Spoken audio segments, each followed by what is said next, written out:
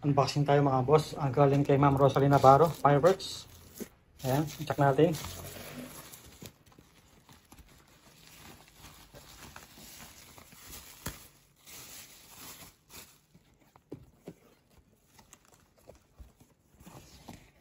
Ayan.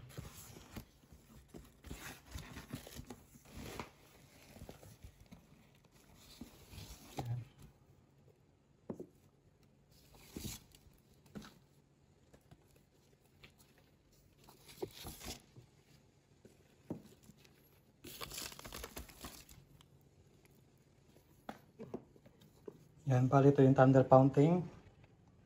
Yan siya. Silver with crackling at whistle. 35 seconds. Gawang yang ko to. Yung Fireworks. Yan, Bukawi, Bulacan.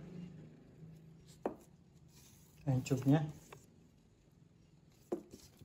Tapos ito naman yung Volcano Fireworks. Ay, Volcano Fountain. Yan, colorful crackling. May isang whistle din. 20 seconds.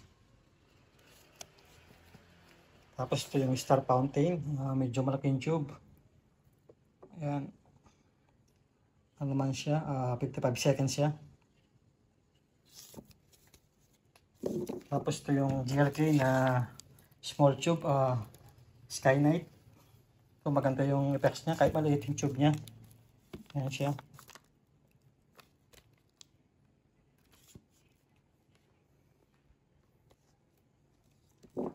Yung apat na Renelin, yan, higad.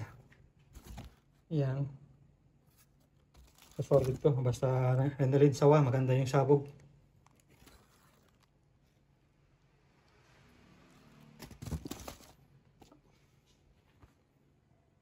Yan, bali ito yung unang kuha kay Madam sa mismong shop niya sa Bukawi, sa Turo. Denver, yan. 16 shots. Tapos ito yung crackling, Cherry Blossom Fountain, Phoenix. Tapos ito yung gawang China na fountain, triangle, 3 minutes. Yan siya. Tapos ito yung comparison ng laki ng yan, Sky Knight, GLK, small tube. Tapos ito yung Denver, ayan, Pyro Planet.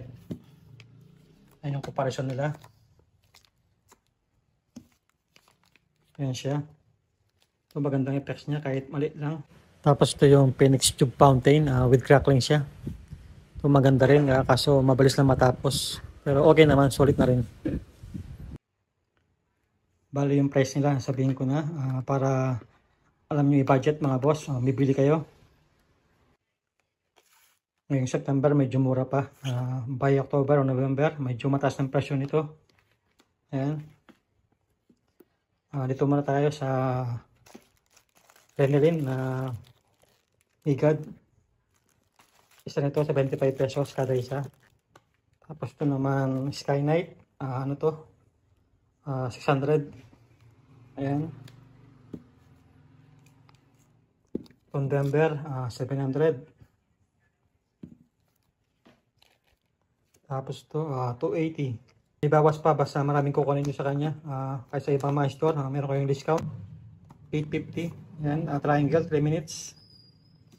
Tapos ito yung fountain tube, 120. Pero bigyan sa akin 110 kada isa. Yan, Phoenix tube with crackling. Tapos ito Thunder, 280. Yan. Ito 150. Tapos itong Star, big tube, malaking tube niya, 350. Tapos ito, ano ata ito, 180. Yan. Tapos ito sa kanya ngayon, 600. Isang box ng Dragon Fortune. At yun lang mga boss, salamat sa panonood. Susunod na ulit test natin at unboxing.